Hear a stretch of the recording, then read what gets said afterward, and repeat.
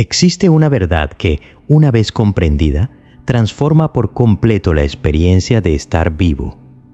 No es una teoría motivacional ni una estrategia de desarrollo personal.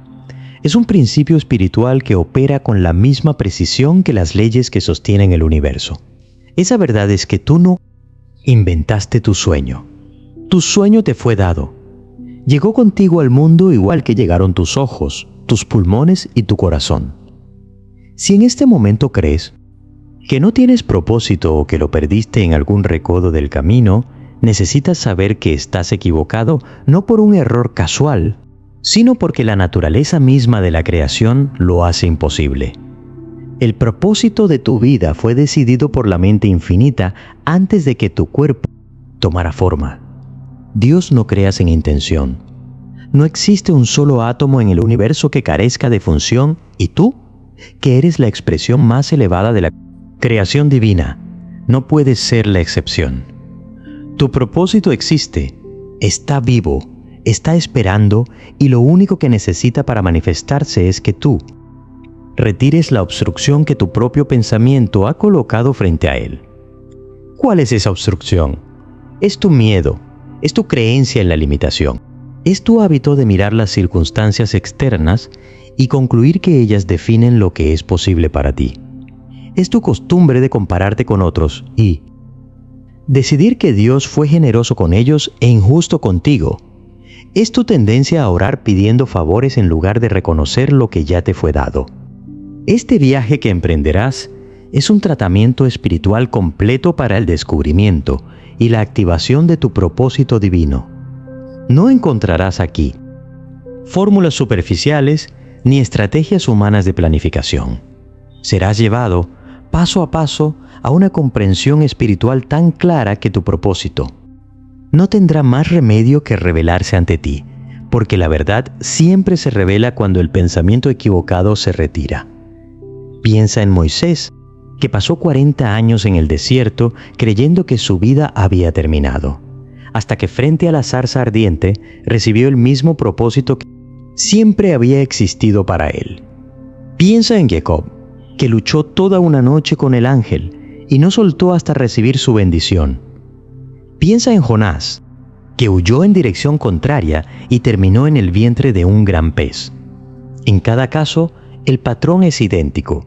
El hombre resiste, el propósito persiste y eventualmente el propósito prevalece porque Dios no comete errores y no cambia de opinión. Tu único trabajo entonces no es inventar un propósito. Tu único trabajo es dejar de resistir el que ya existe. Y para eso necesitas comprender las leyes mentales y espirituales que gobiernan la manifestación del propósito divino en la vida humana. Eso es exactamente lo que vamos a explorar en las páginas que siguen. Solo necesitas una cosa: leer con la mente abierta, no con credulidad ciega, sino con la disposición honesta de examinar ideas que pueden contradecir lo que has creído hasta ahora. La verdad no necesita tu aprobación para ser verdad, pero sí necesita tu receptividad para transformar tu vida. El sueño no es tuyo, es de Dios en ti. Y esa es la mejor noticia que puedes recibir, porque significa que el poder que lo respalda no es humano, sino divino, y ninguna circunstancia terrenal puede destruir lo que Dios ha decidido. Comencemos. Si esto resuena contigo, invítanos a un café haciéndote miembro del canal, y accede a contenido para miembros y a una comunidad interna donde exploramos estas preguntas de forma más directa. Capítulo 1. El propósito no es tuyo, es de Dios en ti, porque somos hechura suya, creados en Cristo Jesús para buenas obras, las cuales Dios preparó de antemano para que anduviésemos en ellas. Hay una idea que la humanidad ha sostenido durante siglos y que es responsable de más sufrimiento del que cualquiera imagina. La creencia de que cada hombre debe inventar su propio propósito, sentarse a pensar, analizar sus habilidades, evaluar el mercado, consultar a expertos y finalmente decidir qué hacer con su vida. Esta idea parece razonable, parece práctica, parece inteligente y es completamente falsa. El propósito de tu vida no es algo que tú decides, es algo que Dios decidió antes de que tú nacieras, antes de que tus padres se conocieran, antes de que este planeta existiera en su forma actual. Efesios 2:10 lo declara con una claridad que no admite ambigüedad. Fuiste creado para buenas obras que Dios preparó de antemano. De antemano. No después, no cuando tú te sintieras listo. De antemano. Esto cambia todo. Porque si tu propósito fue decidido por la inteligencia infinita, entonces no depende de tu educación, de tu origen social, de tu cuenta bancaria, ni de la opinión que el mundo tenga de ti. Depende exclusivamente de Dios, y Dios no falla. Piensa en una bellota. Nadie le enseña a convertirse en roble. Nadie le da un seminario de crecimiento personal. Nadie le dice qué tipo de árbol debe ser. La instrucción ya está dentro. Todo lo que la bellota necesita es tierra, agua y luz, las condiciones correctas. Si las condiciones son correctas, la bellota se convierte en roble inevitablemente. No puede convertirse en pino por más que lo intente, porque su naturaleza ya fue determinada. Tú eres exactamente igual. Tu propósito está codificado en tu alma con la misma precisión con que el roble está codificado en la bellota. Las condiciones correctas para ti no son tierra y agua, sino pensamiento correcto y oración. Cuando piensas correctamente sobre ti mismo y sobre Dios, el propósito se manifiesta tan naturalmente como el roble emerge de la tierra. El problema es que la mayoría de las personas nunca piensan correctamente sobre sí mismas. Desde la infancia, el mundo les enseña a definirse por lo externo, por sus calificaciones, por la aprobación de sus padres, por su nivel económico, por lo que otros piensan de ellas. Y sobre esa base falsa intentan construir un propósito. Es como intentar construir un rascacielos sobre arena, no importa cuán hermoso sea el diseño. Si el fundamento es falso, la estructura no se sostendrá. El fundamento correcto es este. Yo soy una expresión individualizada de la mente de Dios, y mi propósito fue establecido por esa mente antes de que yo existiera en forma física. No necesito inventarlo, necesito reconocerlo. No necesito crearlo, necesito descubrirlo. Jeremías 1:5 dice, antes que te formase en el vientre te conocí. Observa la palabra conocí. No dice te consideré ni te planeé provisionalmente. Dice te conocí. En el lenguaje espiritual, conocer es lo más completo que existe. Dios te conoció completamente antes de formarte. Conoció tu propósito, tu camino, tu potencial y tu destino. Todo eso ya existe en la mente divina como un hecho consumado. Tu trabajo terrenal es alinearte con ese hecho. Ahora bien, alguien podría preguntar, si el propósito ya está decidido, ¿no tengo libre albedrío? La respuesta es que tienes todo el libre albedrío del mundo, pero tu libre albedrío no se ejerce sobre el propósito en sí, sino sobre tu relación con él. Puedes aceptarlo o rechazarlo, avanzar hacia él o huir de él, alinearte con el plan divino o luchar contra él. El propósito no cambia. Lo que cambia es tu experiencia dependiendo de si cooperas o resistes. Moisés tuvo libre albedrío para huir a Madián, pero su propósito de liberar a Israel no cambió un ápice por su huida. Jonás tuvo libre albedrío para abordar un barco hacia Tarsis, pero su propósito de predicar en Nínive seguía intacto dentro del gran pez. El libre albedrío te permite retrasar tu propósito. No te permite destruirlo. Esta es la verdad más liberadora que un ser humano puede comprender. Tu propósito no puede morir. Puede ser oscurecido por el pensamiento equivocado. Puede parecer muerto durante años o décadas, pero no puede morir, porque fue establecido por una mente que no comete errores y que tiene poder infinito para cumplir lo que decide. Si en este momento sientes que has perdido tu camino, quiero que entiendas esto con absoluta claridad. No has perdido nada. Tu propósito sigue exactamente donde siempre estuvo. Lo que se perdió fue tu conciencia de Él, y la conciencia puede ser restaurada. Tu primer paso es abandonar la idea de que debes inventar tu propósito. Suéltala ahora mismo. Reemplázala por esta verdad. Mi propósito ya existe, fue creado por la mente infinita, es perfecto, es poderoso, y en este momento está esperando que yo retire la obstrucción mental que me impide verlo. La obstrucción se retirará, el propósito se revelará, porque esa es la ley de Dios, y la ley de Dios no falla jamás. Capítulo 2. El mapa del propósito perdido. Y volviendo en sí, dijo: ¿Cuántos jornaleros en casa de mi padre tienen abundancia de pan, y yo aquí perezco de hambre? De todas las parábolas que Jesús enseñó, ninguna ilustra mejor el drama del propósito perdido y recuperado que la parábola del hijo pródigo. La religión convencional la ha interpretado como una historia de pecado y perdón, y eso es correcto hasta cierto punto.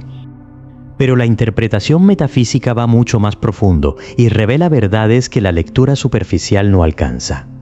El hijo pródigo representa a toda persona que ha olvidado su origen divino y ha salido a buscar satisfacción en el mundo externo. La herencia que pide a su padre no es dinero.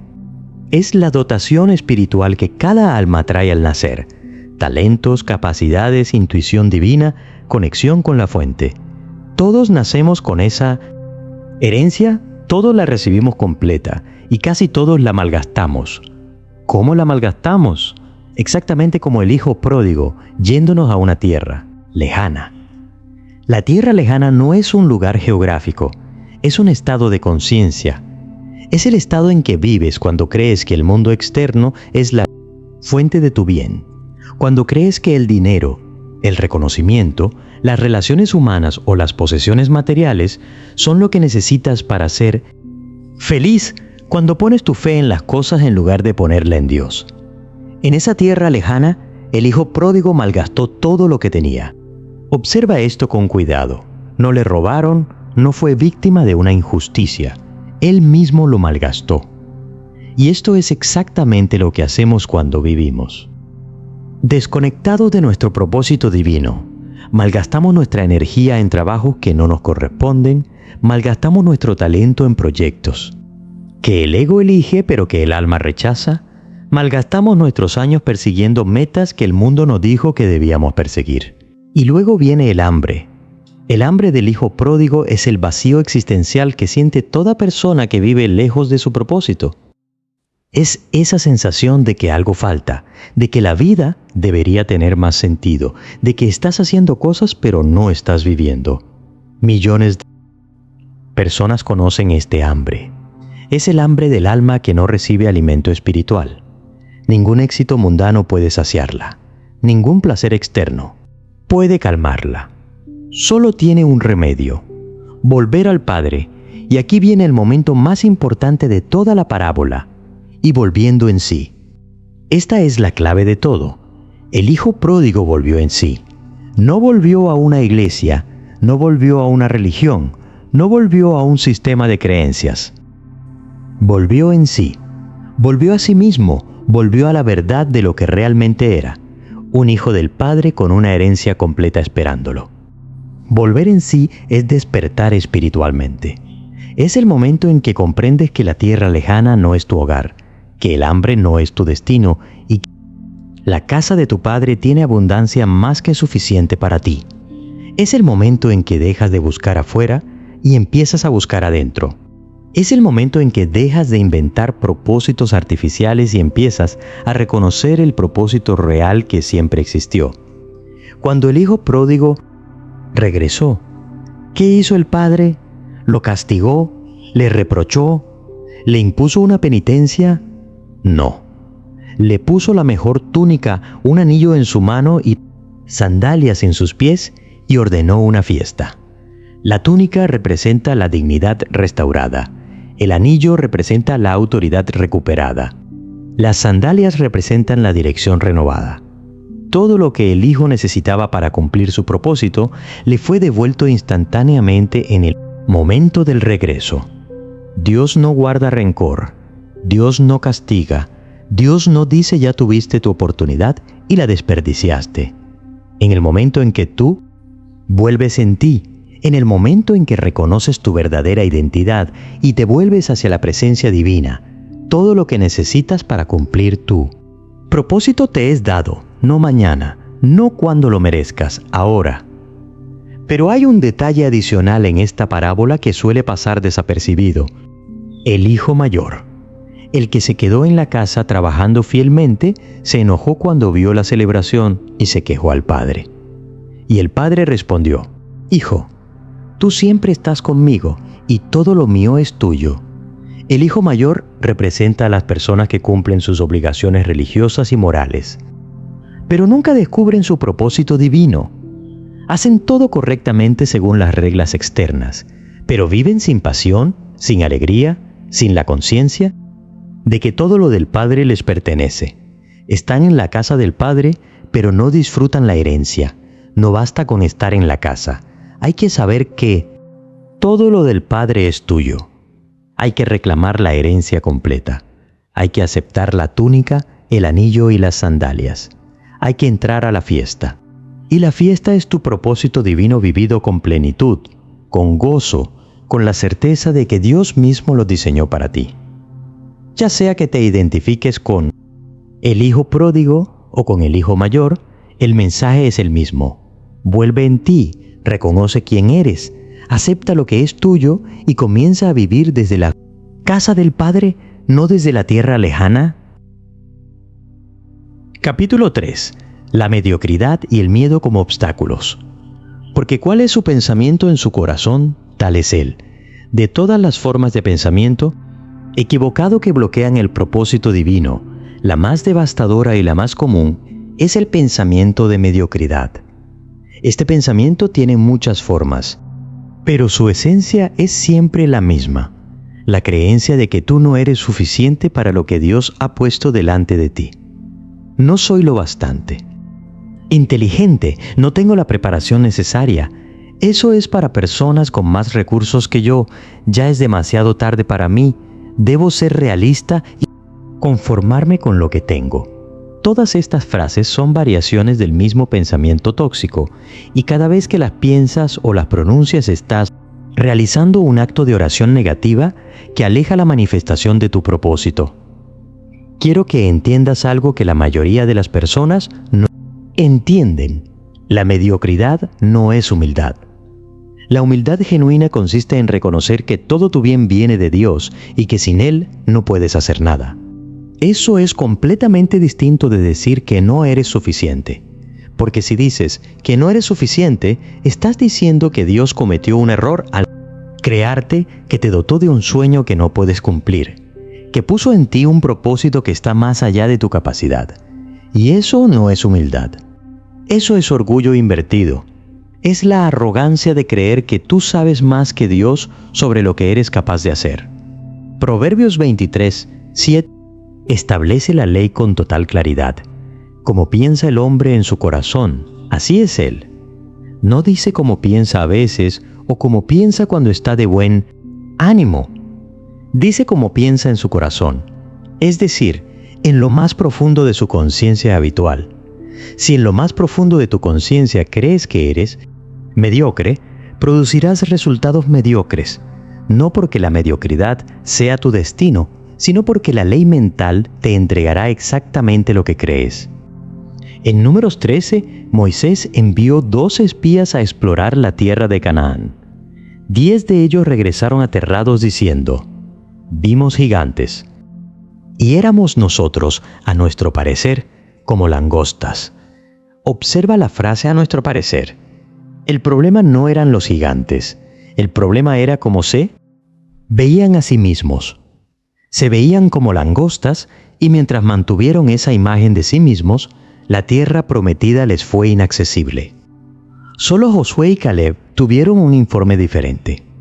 Subamos luego y tomemos posesión de ella, porque más podremos nosotros que ellos. ¿Qué tenían Josué y Caleb que los otros 10 no tenían? No tenían más fuerza física, no tenían mejores armas, tenían un pensamiento diferente. Se veían a sí mismos como lo que Dios decía que eran capaces, suficientes, respaldados por el poder infinito. Y esa imagen mental determinó su destino. Si te ves como langosta, vivirás como langosta. Si te ves como hijo de Dios con un propósito divino respaldado por el poder infinito, vivirás en consecuencia. Ahora bien, si la mediocridad te adormece, el miedo te congela. El miedo no es una emoción accidental ni un instinto protector. El miedo es fe puesta en lo que no deseas. Cuando temes fracasar, estás creyendo con toda la intensidad de tu ser emocional que vas a fracasar. Estás visualizando el fracaso. Estás invirtiendo energía mental en el fracaso. Y esa inversión produce exactamente lo que cualquier inversión de fe produce: manifestación. Esta es la ley mental operando con total imparcialidad. La ley no distingue entre fe positiva y fe negativa. Funciona igual en ambas direcciones. Pedro comprendió esto por experiencia directa. En Mateo 14, caminaba sobre el agua mientras mantuvo su atención en Cristo, pero entonces miró las olas, miró el viento, miró la tormenta y comenzó a hundirse. Observa que las olas no cambiaron. El viento no se hizo más fuerte en ese momento. La tormenta seguía siendo la misma tormenta. Lo que cambió fue la atención de Pedro. Pasó de mirar a Cristo a mirar las circunstancias, y en el instante en que las circunstancias capturaron su atención, la ley de la fe cambió de dirección y produjo exactamente lo que Pedro ahora estaba creyendo: hundimiento. Tu vida funciona exactamente igual. Mientras mantienes tu atención en Dios y en el propósito que Él te dio, caminas sobre las circunstancias. Pero en el momento en que tu atención se desplaza de Dios a las circunstancias, comienzas a hundirte, no porque las circunstancias tengan poder real sobre ti, sino porque les diste tu fe. El antídoto al miedo no es la valentía. La valentía es simplemente miedo controlado, y un miedo controlado sigue siendo miedo. El antídoto verdadero al miedo es el conocimiento espiritual. Cuando comprendes realmente que Dios respalda su propio propósito en ti, el miedo pierde todo fundamento lógico. ¿A qué le puedes temer si el Creador del universo decidió personalmente tu camino? ¿Qué circunstancia puede derrotar un plan diseñado por la omnipotencia? Isaías 41:10 lo dice así: No temas, porque yo estoy contigo. No desmayes, porque yo soy tu Dios que te esfuerzo. Siempre te ayudaré, siempre te sustentaré con la diestra de mi justicia. Frente a esos hechos, el miedo no tiene argumento. Retira tu fe de lo que temes, colócala en lo que Dios ha declarado, y observa cómo las olas que parecían amenazantes se convierten en el piso firme sobre el que caminas hacia tu propósito. Capítulo 4. La oración científica y el Cristo interior. Por tanto, os digo que todo lo que pidiereis orando, creed que lo recibiréis y os vendrá. La oración científica es el método más poderoso que existe para descubrir y activar tu propósito divino. Pero la mayoría de las personas confunden la oración con la súplica, y la súplica es exactamente lo opuesto de lo que necesitan hacer.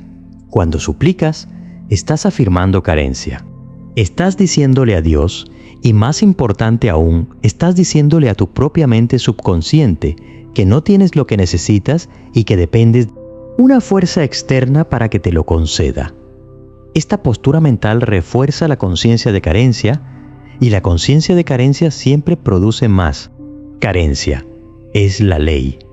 La oración científica no suplica, reconoce, no pide favores, afirma verdades, no habla desde la necesidad, habla desde la plenitud.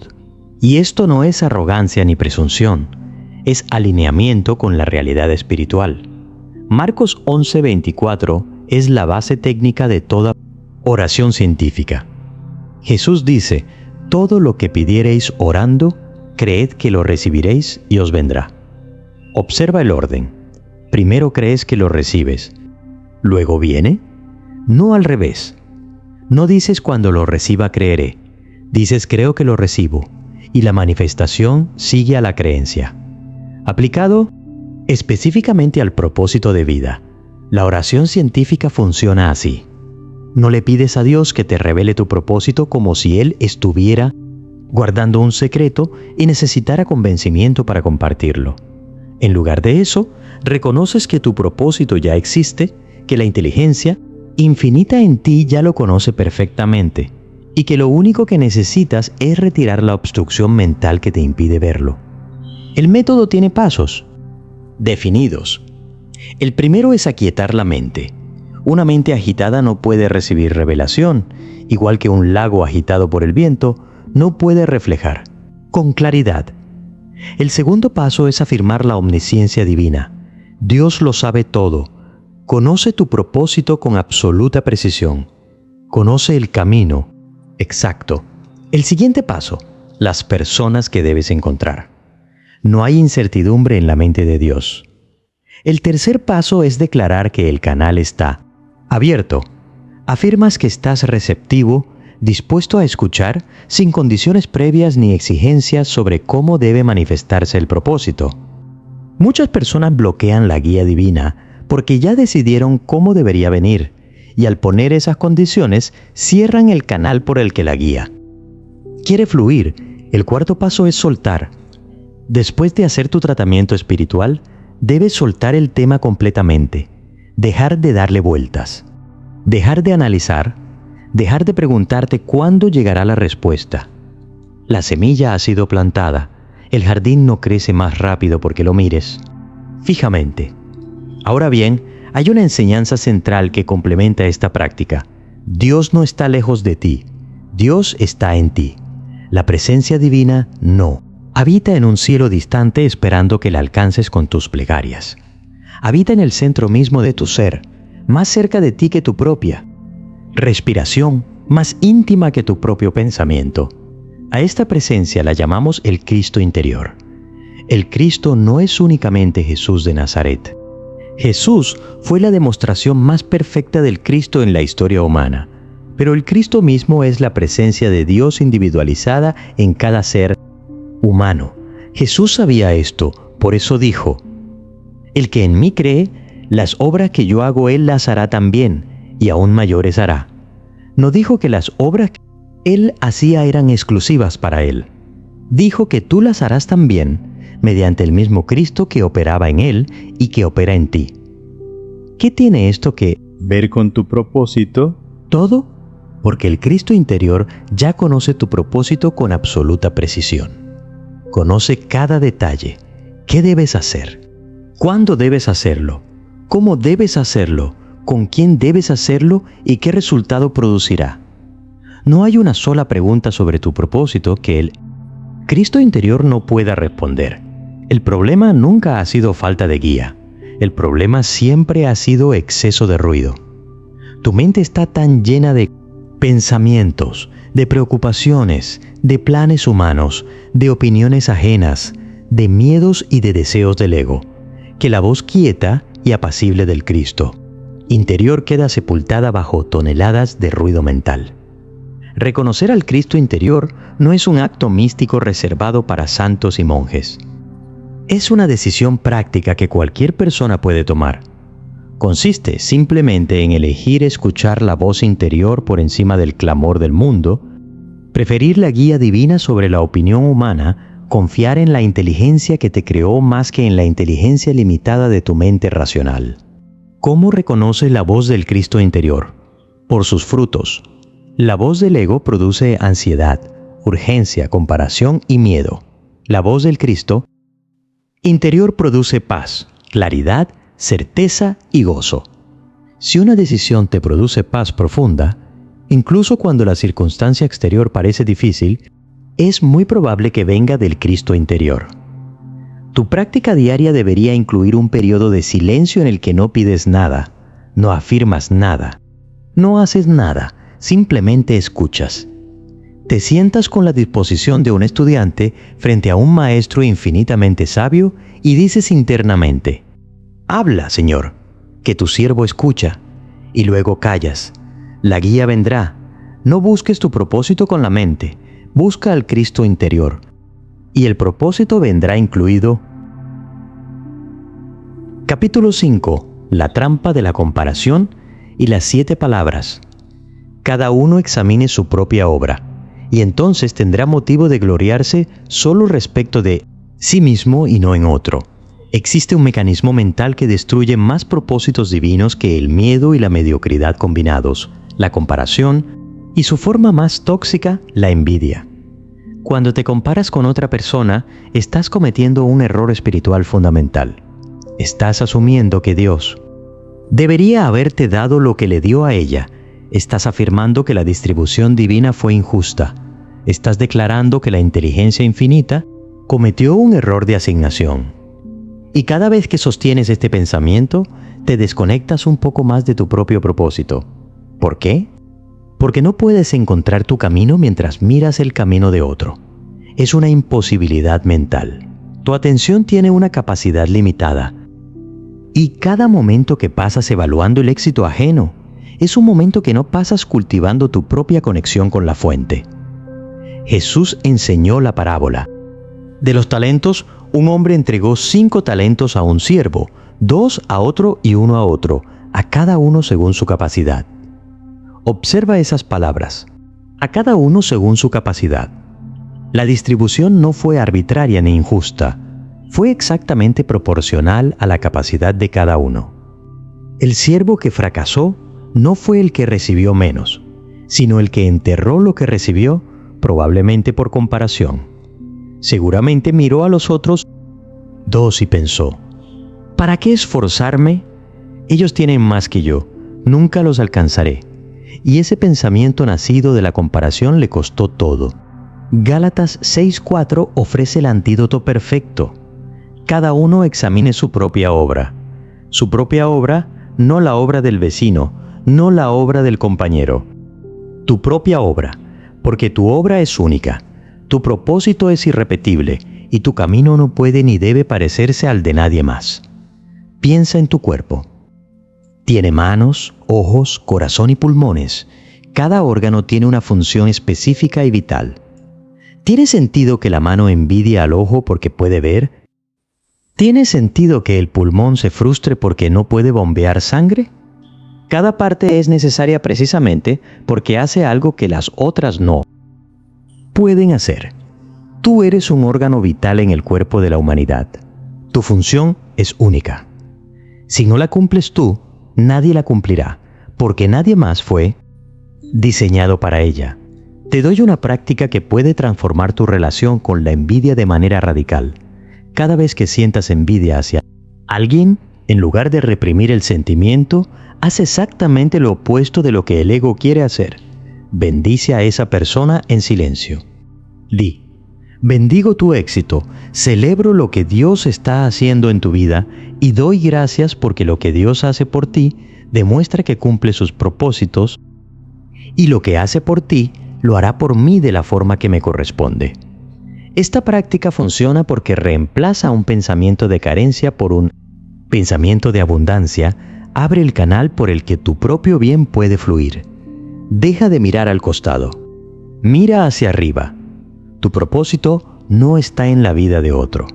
Está en Dios y Dios está en ti. Ahora bien, así como la comparación bloquea el propósito, existen palabras que lo activan. Las palabras no son adornos ni sonidos inocentes que se desvanecen en el aire. Son instrumentos creativos. De primer orden, la forma en que el pensamiento toma cuerpo y comienza a moldear la realidad exterior. Proverbios 18:21 declara que la muerte y la vida están en poder de la lengua. Cada palabra que pronuncias es una semilla plantada en el suelo de tu mente subconsciente, y tu mente subconsciente no distingue entre lo que dices en serio y lo que dices casualmente. Acepta todo con la misma literalidad y trabaja para producir lo que recibe. Hay 7 declaraciones que funcionan como llaves espirituales para activar el propósito dormido. La primera, yo soy dirigido por la inteligencia infinita, corrige la duda. La segunda, yo soy libre de todo pasado que no refleje mi verdad divina. Rompe las cadenas del ayer. La tercera, yo soy independiente de toda opinión humana sobre mi valor.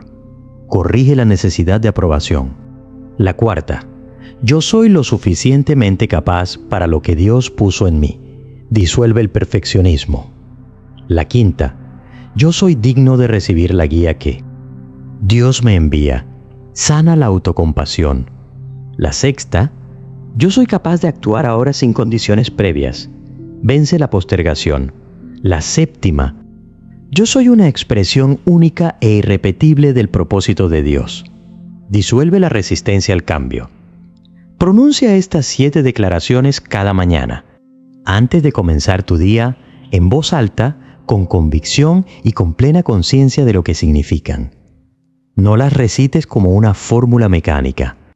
Comprende cada una, siente cada una, y observa cómo día tras día tu conciencia del propósito se aclara hasta volverse innegable.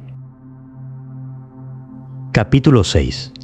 La muerte del falso yo y el despertar de otros. De cierto os digo que si el grano de trigo no cae en la tierra y muere, queda solo. Pero si muere, lleva mucho fruto. Hay una verdad que la mente humana resiste con toda su fuerza, y sin embargo es la puerta más directa hacia la manifestación del propósito divino.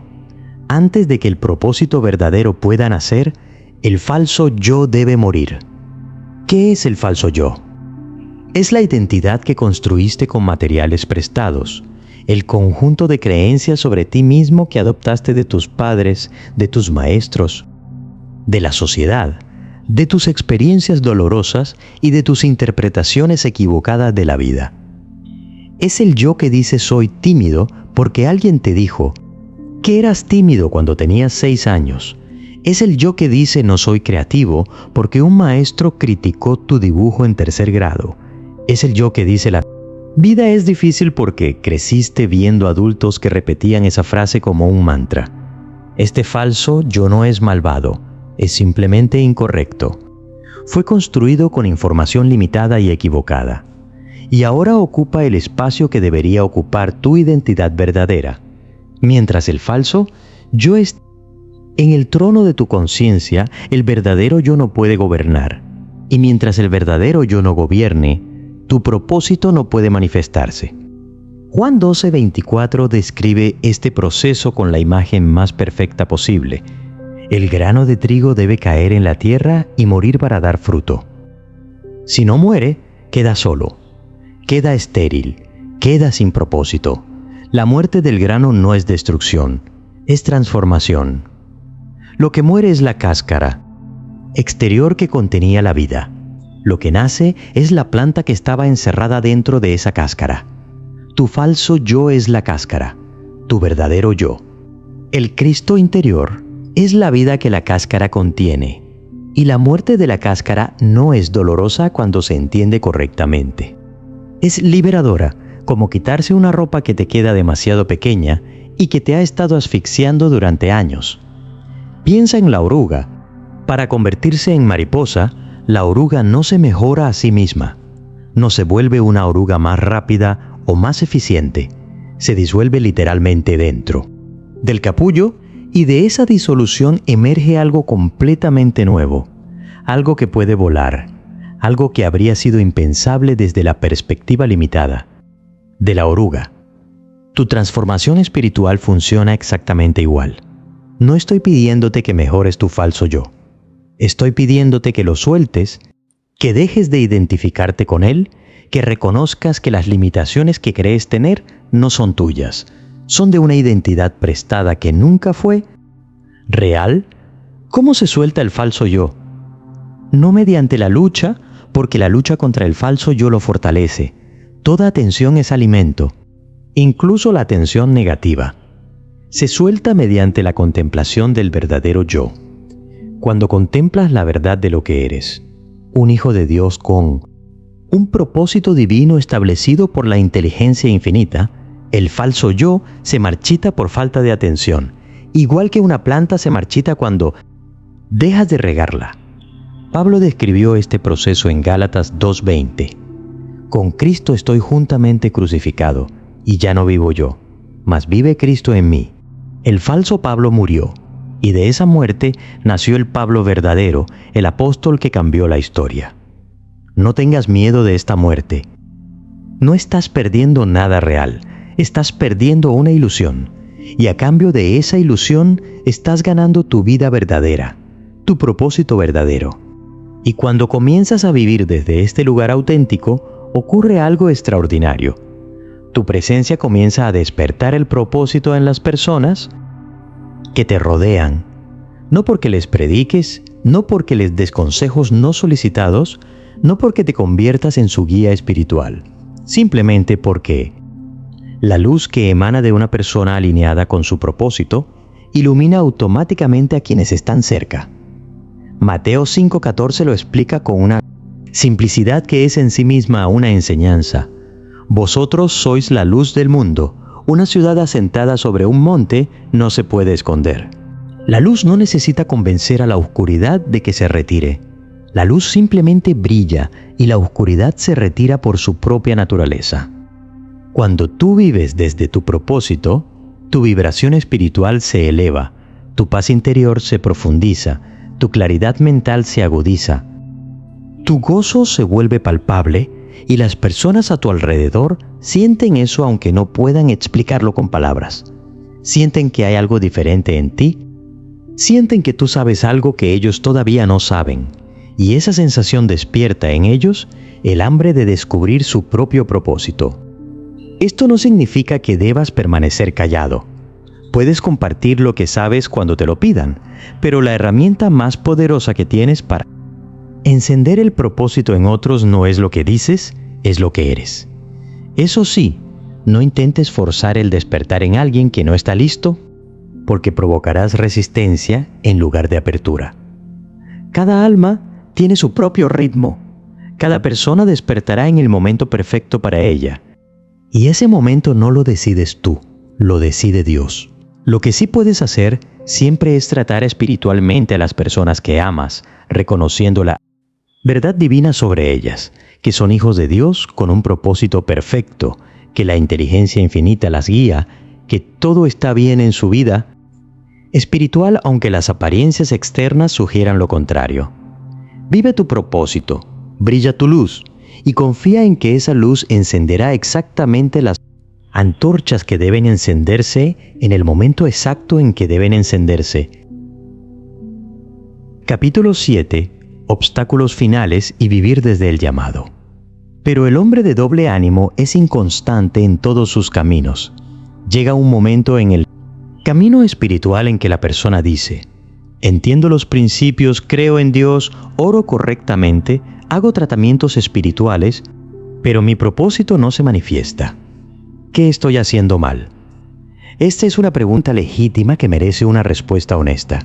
Lo primero que debo decir es esto: la demora nunca viene de Dios.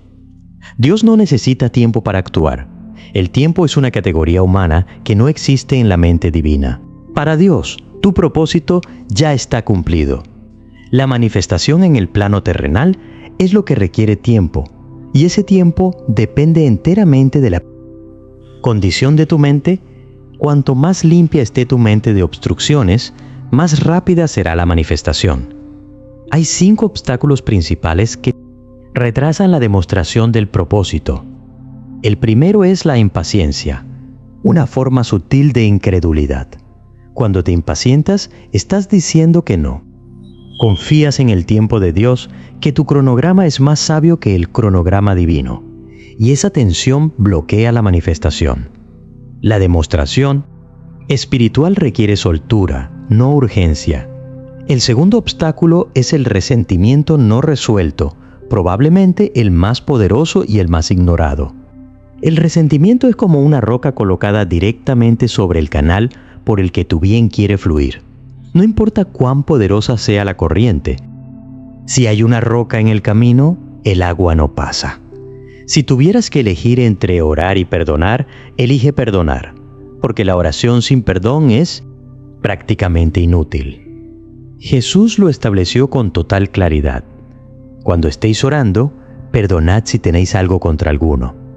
Si tienes resentimiento hacia cualquier persona, por justificado que parezca, tu propósito se detendrá hasta que lo resuelvas. El tercer obstáculo es la doble mentalidad. Afirmar por la mañana y negar por la tarde, orar con fe durante tu práctica espiritual y luego salir al mundo y vivir desde el miedo. Santiago 1:6 describe este problema con precisión. El que duda es semejante a la onda del mar, que es arrastrada por el viento y echada de una parte a otra. No piense quien tal haga que recibirá cosa alguna.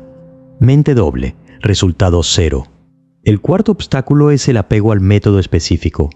Cuando ya sabes cuál es tu propósito, pero has decidido exactamente cómo debe manifestarse, y cuando Dios intenta llevarte por un camino diferente, tú resistes porque no se parece a tu plan. La cura para este obstáculo es esta oración: esto o algo mejor, Padre, tu voluntad, no la mía. El quinto obstáculo es la pereza espiritual, que no es lo mismo que la pereza física. Una persona puede ser sumamente activa en el mundo exterior, completamente perezosa en su vida espiritual. No ora, no medita, no lee la verdad espiritual, no vigila sus pensamientos, no perdona, no practica la presencia de Dios.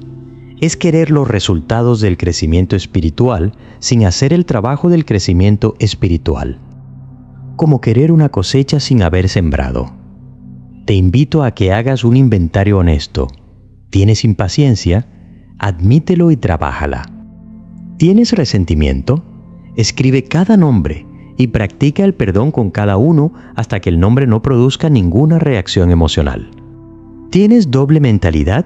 Comprométete con una dirección. ¿Tienes apego al método? Suéltalo. ¿Tienes pereza espiritual? Establece una práctica diaria y cúmplela como si tu vida dependiera de ello, porque depende de ello. El propósito no tarda porque Dios sea lento, tarda porque la mente humana necesita limpieza. Limpia tu mente y la manifestación vendrá tan naturalmente como el agua fluye cuesta abajo cuando se retira la roca que la bloqueaba. Y así llegamos al estado permanente, vivir desde el llamado. La mayoría de las personas conciben el propósito como un objetivo, pero el propósito verdadero no es una meta. Es una relación continua con la presencia divina que te guía momento a momento. Salmo 37:4 contiene la clave: deleítate en el Señor, y Él te concederá las peticiones de tu corazón. Cuando tu deleite está en Dios, las peticiones de tu corazón cambian. Ya no pides cosas externas. Tu corazón pide alineamiento, conexión, expresión del propósito divino, y esas peticiones son concedidas inmediatamente porque están en perfecta armonía con la voluntad de Dios. Vivir desde el llamado significa que cada mañana te levantas no con la pregunta ¿qué tengo que hacer hoy?, sino con la afirmación hoy soy un canal de la expresión divina. Significa que tus decisiones no se basan en el miedo, sino en la guía interior. Significa que tu trabajo, cualquiera que sea, se convierte en un acto de adoración porque lo realizas con conciencia de que a través de ti Dios está haciendo lo que decidió hacer. En este estado no hay separación entre lo espiritual y lo cotidiano. Lavar los platos se vuelve espiritual cuando lo haces con conciencia divina. Conversar con un vecino se vuelve espiritual, no porque cambies lo que haces, sino porque cambias desde donde lo haces. Esta es la invitación final. No te conformes con momentos de conexión. Aspira a una vida de conexión. No estamos hablando de retirarte a un monasterio. Estamos hablando de llevar el monasterio dentro de ti, de mantener una parte de tu conciencia permanentemente conectada con la fuente mientras el resto maneja los asuntos del día. Cuando vives así, la vida deja de ser una serie de problemas que resolver y se convierte en una aventura que disfrutar.